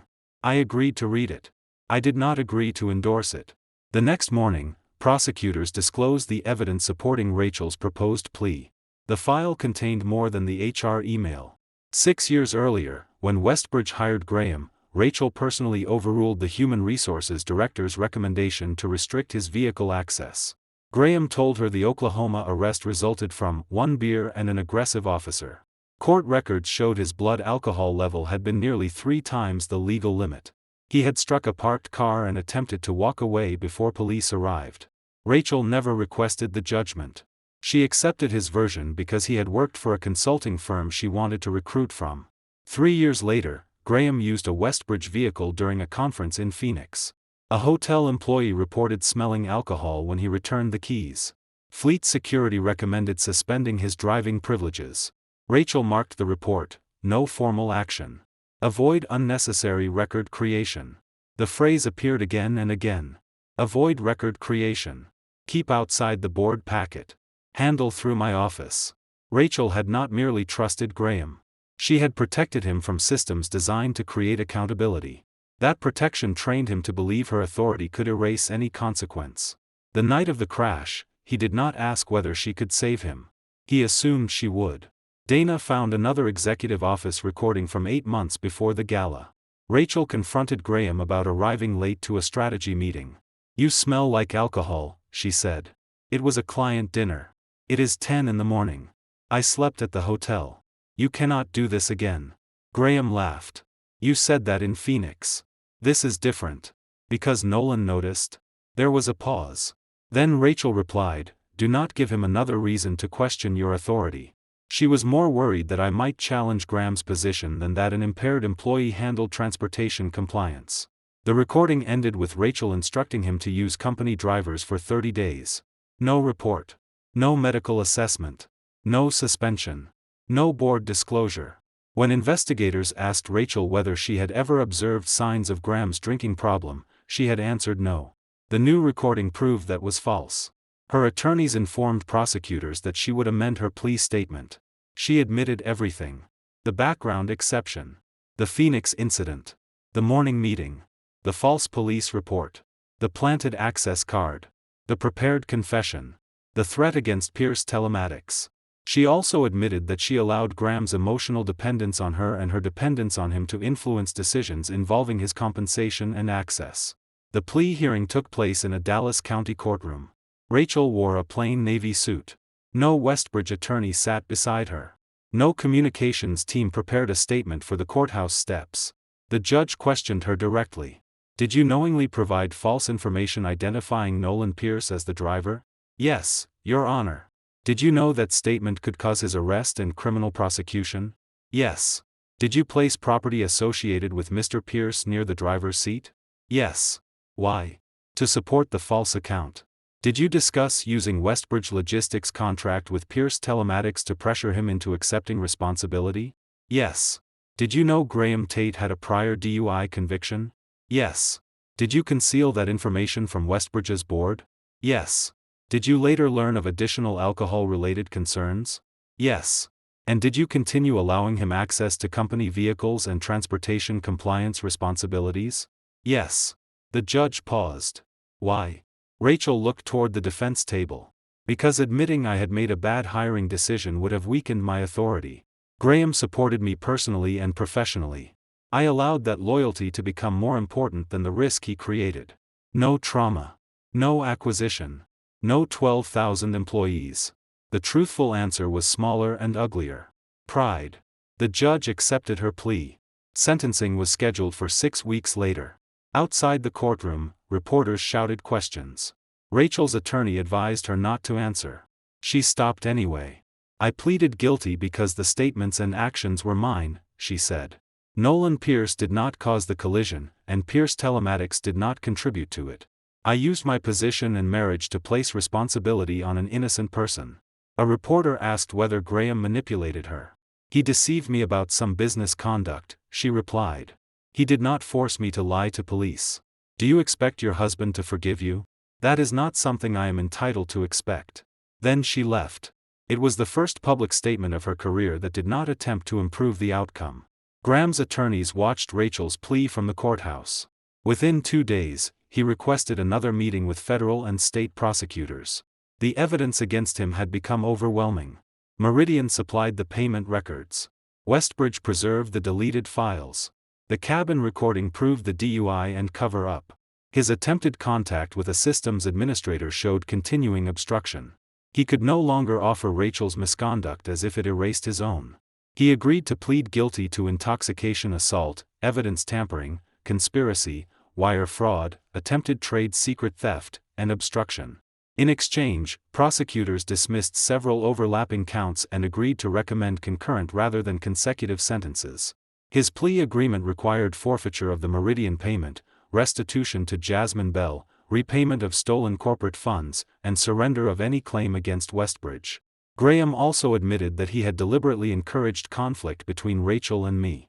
The statement described how he presented ordinary licensing safeguards as attempts by a controlling husband to limit a successful wife. He removed Pierce Telematics' name from presentations. He exaggerated our financial dependence on Westbridge. He told Rachel the board considered my ownership embarrassing. The board had never said that. Then he used the insecurity he created to gain access. Rachel read the plea agreement before her sentencing memorandum was due. She sent me 1 page through counsel. It was a personal statement, not a legal argument. I believed Graham made me less dependent on you. In reality, I became dependent on someone who benefited every time I mistrusted you. That does not excuse me. I chose the explanation that protected my pride because it was easier than admitting your boundaries were legitimate. The statement continued. When the crash happened, I did not suddenly become a person willing to sacrifice you. I revealed that I had already become one. I read it twice. Then I returned it to my attorney without comment. The divorce mediation began the following week. Our prenuptial agreement resolved the companies. Pierce Telematics remained mine. Rachel's vested Westbridge shares remained hers, reduced by the corporate settlement and clawback. The apartment would be sold. Joint investments would be divided equally after legal expenses attributable solely to Rachel's criminal defense were charged against her separate assets. Neither of us requested support. One issue remained disputed. Rachel wanted to retain the vacation property near Lake Travis. We had purchased it 9 years earlier, before Westbridge made her CEO. It was the only place in our marriage that had never been connected to either company. I wanted it too. Our attorneys suggested selling it and dividing the proceeds. Rachel requested a private conversation with both lawyers present. I will withdraw my claim, she said. I looked at her. Why? You designed the house. We both paid for it. You used it more. That has never stopped you from claiming joint property. No, she folded her hands. I kept thinking there must be one thing I could give up that would prove I understand. Property does not prove that. I know. Then divide it fairly. Her eyes filled. You don't want it? I don't want our settlement turned into a performance where you sacrifice something and wait for me to reconsider. She nodded slowly. The property was placed for sale. We divided the proceeds equally. Fairness was not reconciliation. It was simply the correct way to end what had once been shared. Pierce Telematics and Westbridge completed the first phase of the Horizon integration while Rachel awaited sentencing. The Federal Review approved the revised governance structure. Horizon shareholders accepted the lower acquisition price. The transaction closed under Melissa Grant's leadership. Westbridge acquired Horizon. Pierce retained Roadsite. The employees Rachel claimed she had to protect kept their jobs. The acquisition survived the truth that she believed would destroy it. Melissa invited Jasmine Bell to join Westbridge's new road safety advisory panel. Jasmine accepted only after confirming it had independent authority and paid community members for their time. At the first meeting, she asked why executives had been able to override vehicle risk reports. Westbridge changed the policy. No CEO could suppress a safety flag without review from compliance and the board's risk committee. The reform was not named after Rachel or Graham. It did not need their names to explain why it existed. My sentencing statement was due 10 days before Rachel appeared before the judge. I wrote 3 versions. The first was angry. The second sounded generous. Neither was accurate. The final statement contained only what I could defend. I described being detained based on statements from my wife and her secretary. I described the prepared confession and threat against my company. I described the professional licenses, government contracts, employees, and reputation placed at risk. I also stated that Rachel eventually admitted her conduct, cooperated with investigators, accepted financial consequences, and did not attempt to blame me in her plea. I did not request prison. I did not request freedom. I wrote, I do not believe my former position as Rachel Pierce's husband gives me special authority to choose her sentence. I ask the court to impose a consequence that reflects the deliberate nature of her actions, the power she used, and the harm she was willing to transfer to an innocent person. Rachel read the statement through counsel. She sent no response. On the morning of sentencing, I sat behind the prosecution with Claire. Rachel stood before the judge. Her attorney requested probation, community service, and home confinement. The prosecutor requested 12 months in custody, emphasizing that Rachel's wealth and corporate power made the attempted framing more dangerous, not less. The judge reviewed my statement. Then he looked at Rachel. You believed Mr. Pierce would accept criminal exposure because he had repeatedly protected employees, your company, and your marriage. Yes, Your Honor. You converted his character into a vulnerability. Yes. Before the judge announced the sentence, Rachel turned toward me. She did not ask for mercy. She did not mouth an apology. She simply faced forward again, ready to hear the consequence without asking me to carry any part of it for her. The judge sentenced Rachel to 10 months in federal custody. Not because she had caused the collision. Graham had. Not because she had stolen my technology. The evidence showed Graham led that effort. Rachel went to prison because she knowingly used her position, marriage, and corporate resources to place criminal responsibility on an innocent person. The judge ordered 18 months of supervised release after custody, 400 hours of community service, and a permanent prohibition against serving as an officer responsible for transportation safety at any federally regulated company. She also had to complete restitution payments connected to the delayed insurance claim and reimburse investigative costs caused by her false statements. Her attorney requested permission for her to report voluntarily. The judge allowed 21 days. When the hearing ended, Rachel remained standing until the marshal told her she could sit. She turned toward me only after the courtroom began emptying. I'm sorry, she said. No promise to make it right. No question about whether I still loved her. Only the words. I know, I replied. That was all I could offer. Acceptance that she regretted what she had done did not require me to reduce the consequence. Outside, reporters surrounded the courthouse steps. Rachel's attorney advised her to leave through a secured exit. She refused. She stood before the microphones without Westbridge's communications team, without a prepared executive background, and without anyone positioned to redirect difficult questions. I accepted the sentence, she said. I falsely accused Nolan Pierce and tried to use corporate pressure to make him accept responsibility. The court's decision reflects conduct I chose. A reporter shouted, "Do you still believe prison is excessive?" Rachel looked toward him. I believe my power should protect me from consequences while exposing someone else to them. I am not going to repeat that argument now. Another asked whether Graham had manipulated her. He manipulated business information and concealed financial crimes. He did not make me identify my husband as the driver. Will you appeal? No. Do you expect to return as a CEO after release? Rachel paused. No responsible board should offer me that authority. That answer became the headline. Not because it was dramatic. Because, for the first time, she acknowledged that losing her career was not temporary unfairness waiting for public sympathy to reverse. She had disqualified herself from the trust the role required. Westbridge issued no response beyond confirming that Rachel had no position with the company. Melissa Grant was named permanent CEO the following week. The board credited her with completing the Horizon acquisition, stabilizing regulatory relationships, and implementing independent safety oversight. Rachel's name remained in Westbridge's corporate history. It did not remain on the executive succession plan. Graham's sentencing occurred 12 days later. Jasmine Bell attended. I did too. His attorney described him as a talented employee whose judgment had deteriorated under stress, alcohol dependence, and an unhealthy relationship with a powerful executive. The prosecutor presented the cabin recording, Meridian payments, deleted files, and his message from the police station, "Nolan is taking the crash. His credibility will be gone by morning." Graham had not merely panicked. He had begun monetizing my destruction before police finished processing the scene. The judge sentenced him to 11 years in federal prison, followed by 3 years of supervised release. His driver's license was revoked. He forfeited the Meridian funds and was ordered to pay restitution to Jasmine, Westbridge, and Pierce Telematics for portions of the investigation directly caused by his fraud. Jasmine read a statement before sentencing. "You treated my broken body as a scheduling problem," she said. "You worried about an acquisition before asking whether I could work, hold a newborn patient, or pay my mortgage." Graham lowered his head. She continued. "I do not care whether you are sorry now.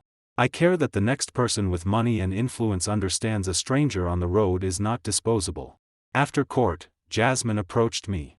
Her wrist remained in a supportive brace, though she had returned to part-time hospital work. "Westbridge told me you helped correct the insurance record," she said. "The vehicle data corrected it. You made sure it reached the police." "Yes. You could have released the recording online. That would not have helped your claim. It might have helped your anger." "Probably." She gave a tired smile. "Thank you for choosing the useful thing." Her words stayed with me. The useful thing. Not the loudest punishment. Not the most satisfying public scene. The step that protected the person already harmed and prevented the lie from becoming official. Rachel reported to a minimum security federal facility in Bryan, Texas, 3 days before our final divorce mediation. She requested one meeting before surrendering. Our attorneys arranged it at Claire's office. Rachel arrived carrying a thin folder and no wedding ring. "I changed my emergency contacts," she said. I waited. "You were still listed first on everything. That should have been changed earlier." "Yes." She placed the folder on the table. It contained account information, property records, and written authorization allowing her attorney to complete the divorce while she was in custody. There was also a signed declaration withdrawing any claim that Pierce Telematics had caused her professional losses. "I wanted the record to be clear," she said. "The board records already are. This is for the divorce." I read the declaration. It stated that I had lawfully preserved and disclosed the crash recording to police, counsel, insurers, and investigators. It acknowledged that I had not released it publicly. It stated that her employment, compensation, and board consequences resulted from her conduct and the company's independent findings. "You don't need to sign this to settle the divorce," I said. "I know. Then why?" "Because for years I described every boundary you enforced as an attack on me." Her hands trembled slightly. "I don't want to use that story again after I leave." I placed the declaration back in the folder. "Thank you." She took a breath. "I owe you a complete apology." "You have apologized." "Not without explaining." "Explanation is usually where you reduce responsibility." "I know. That is why I wrote it first." She opened another page but did not hand it to me. "I am sorry I allowed Graham to take credit for your company's work because his version made me feel less dependent on you." Her voice remained steady. "I am sorry I hid his drinking, his conviction, and his access violations because admitting them would have exposed my judgment." She continued. "I am sorry I funded a plan to weaken Pierce Telematics, recruit your employees, and buy your company after creating the pressure that reduced its value." Tears reached her eyes. "I am sorry I treated your loyalty to employees as a tool. I knew you would accept pain to protect other people, and instead of valuing that, I used it to control you." Then came the part no corporate investigation could measure. "I am sorry I allowed Graham into our marriage. I told him private things, relied on him emotionally, and let him convince me that your independence was disloyalty." She looked at me. "And I am sorry that after he hit Jasmine's car, my first thought was not whether she was alive. It was whether I could keep the acquisition alive by making you responsible." The room remained silent. Rachel folded the page. "I do not expect forgiveness. I believe your apology is sincere." Hope appeared for less than a second. I ended it before sincerity became another negotiation. "The divorce is still proceeding." "I know. Nothing you do in prison will restore the marriage." "I know. You need to make changes because they are right, not because you expect me to return after 10 months. She nodded. "That is what I am trying to learn." Our attorneys entered to complete the remaining documents. The apartment had sold. Joint investments were divided equally. The Lake Travis property had also sold, with equal proceeds. Rachel's separate criminal defense costs remained hers. Pierce Telematics remained mine under the prenuptial agreement. Her vested Westbridge shares remained hers after the corporate clawback. Neither of us sought support. Rachel signed every document without contest. Before leaving, she asked one question. Will you come to the final hearing? Yes. Even if I appear by video from the facility? Yes. Thank you. This is not support for reconciliation. I understand. She left for Brian that afternoon. Prison did not erase who she had been. It removed the assistants, private offices, drivers, and lawyers who once absorbed every inconvenience before it reached her. Rachel worked in the facility library and joined a financial accountability program for women convicted of nonviolent offenses. She did not receive special treatment because she had been a CEO. The first letter she sent me concerned a tax form needed for the apartment sale. The second concerned the divorce schedule. She sent no personal letters after I asked that communication remain limited to legal matters. For once, she respected the boundary without arguing that marriage entitled her to more. Pierce Telematics completed the first roadside deployment across the combined Westbridge Horizon fleet while Rachel served her sentence. Collision alerts improved. Driver risk flags could no longer be suppressed by one executive. Every override required 2 independent approvals and created a permanent record. Westbridge publicly credited Pierce Telematics and Lena Cho's engineering team. My name appeared once in the technical release. Not as Rachel's husband. As founder of the company that owned the system. The final divorce hearing was scheduled for the same morning Westbridge published its first 6-month safety report. Serious preventable collisions had fallen by 18%. The company Rachel believed would collapse without her was safer under controls she once tried to avoid. At 9 o'clock, I entered the family courtroom. Rachel appeared on a secure monitor from the federal facility. The settlement lay before the judge. No contract remained to threaten. No secretary remained to protect. No acquisition depended on my silence. For the first time in 14 years, Rachel could not transfer the cost of her decision to anyone else. All she could do was accept the end. The judge reviewed the settlement one final time. Pierce Telematics remained my separate property. Rachel retained only the Westbridge shares that survived the company's clawback. The Dallas apartment and Lake Travis property had been sold. Joint investments were divided equally. Neither of us requested support. Rachel appeared on the courtroom monitor in a plain beige uniform. Behind her was a blank wall and a closed institutional door. No executive office. No assistant whispering the safest answer. The judge looked toward the screen. Mrs. Pierce, have you reviewed the final agreement with counsel? Yes, Your Honor. Do you understand that the decree permanently dissolves your marriage? Yes. Are you entering the agreement voluntarily? Yes. He asked me the same questions. I gave the same answers. Then he signed. 14 years ended in less time than Rachel had once spent choosing the wording of a quarterly earnings statement. The judge thanked both attorneys and closed the file.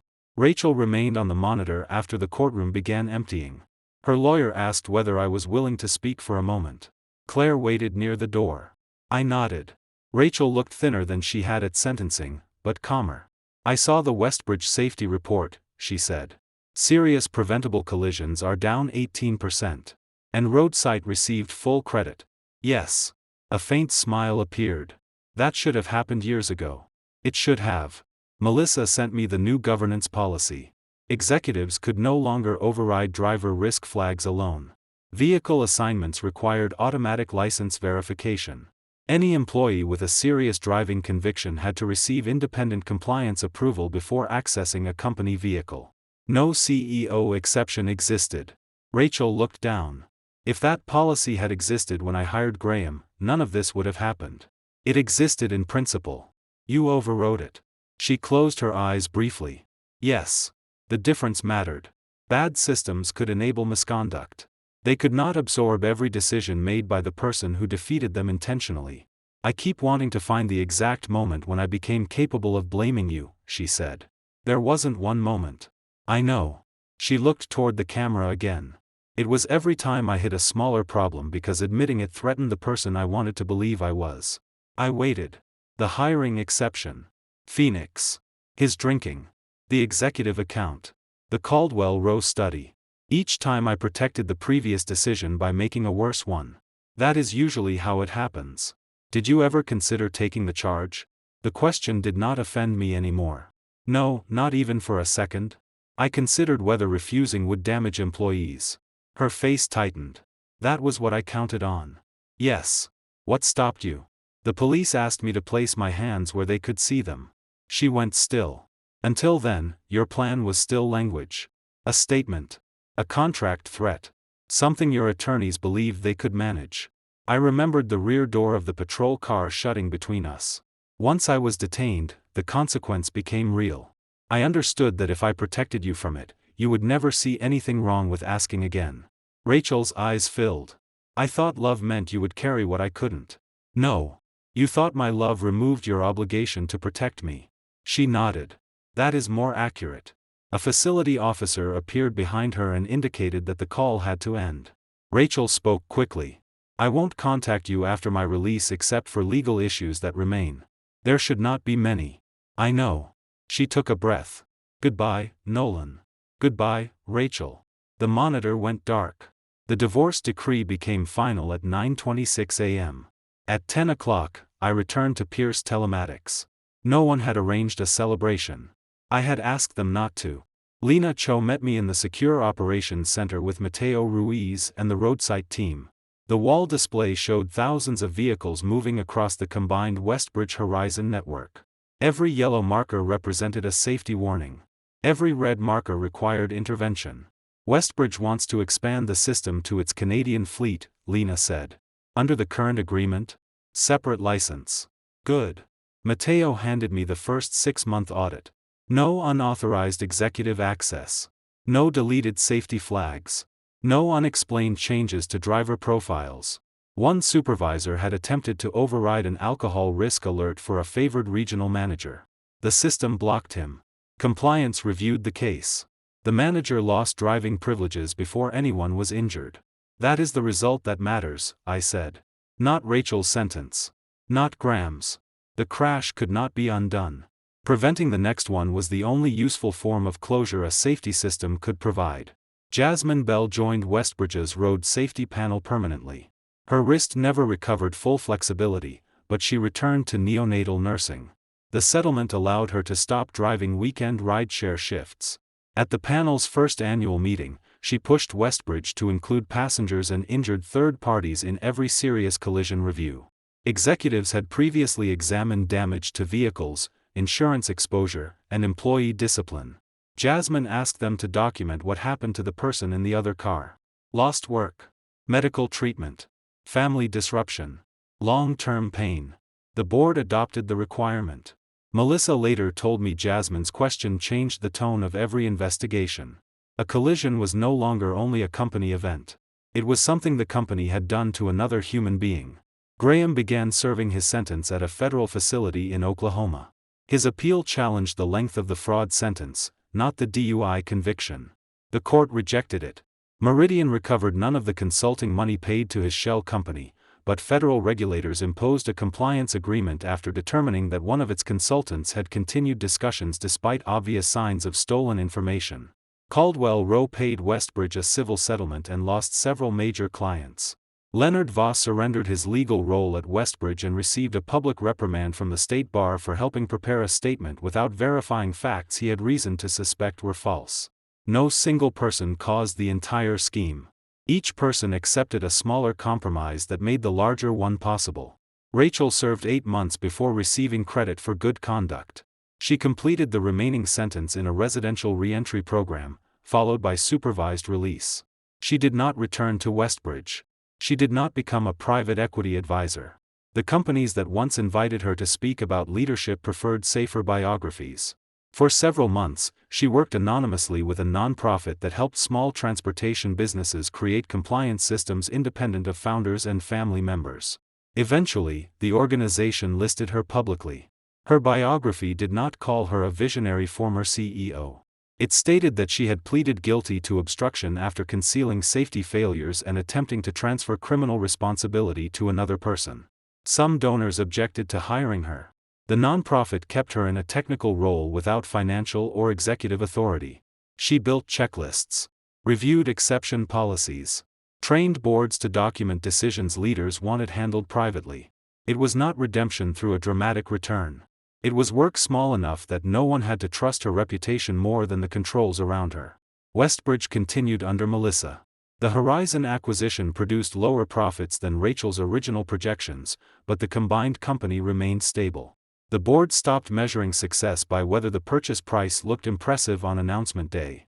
It measured integration costs, fleet performance, employee retention, and safety outcomes. Pierce Telematics renewed its agreement after 5 years at a higher rate. Westbridge did not threaten termination. It negotiated. We also expanded beyond logistics. Roadside entered municipal bus fleets, emergency service vehicles, and long-distance medical transport. The crash archive became one of our most important products. Every severe incident automatically created an encrypted evidence package stored beyond the control of local fleet administrators. Customers initially resisted. Executives complained that they should be allowed to correct inaccurate or sensitive recordings before outside review. I refused. Evidence controlled by the person most threatened by it was not evidence. The policy cost us 2 potential clients. It won us 12 others. At a transportation conference 3 years after the crash, a reporter asked whether I had built the archive because I no longer trusted executives. No, I said.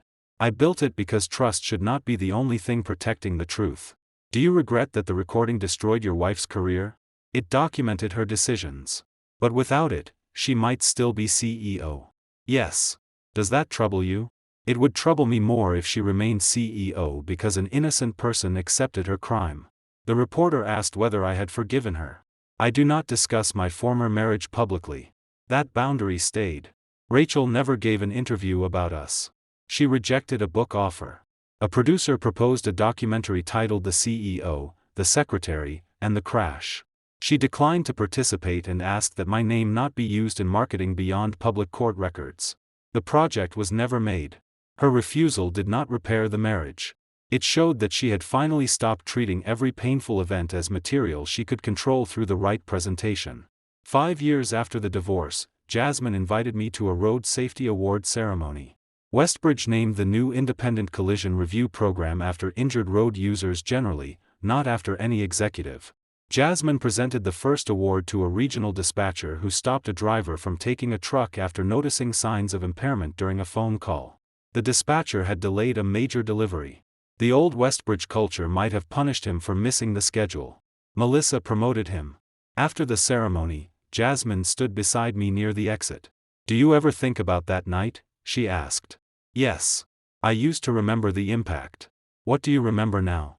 The police officer asking who was driving while 2 people looked at your empty seat and said your name. She adjusted the brace she still wore during long shifts. "The strange thing is, I never saw you until the hearings.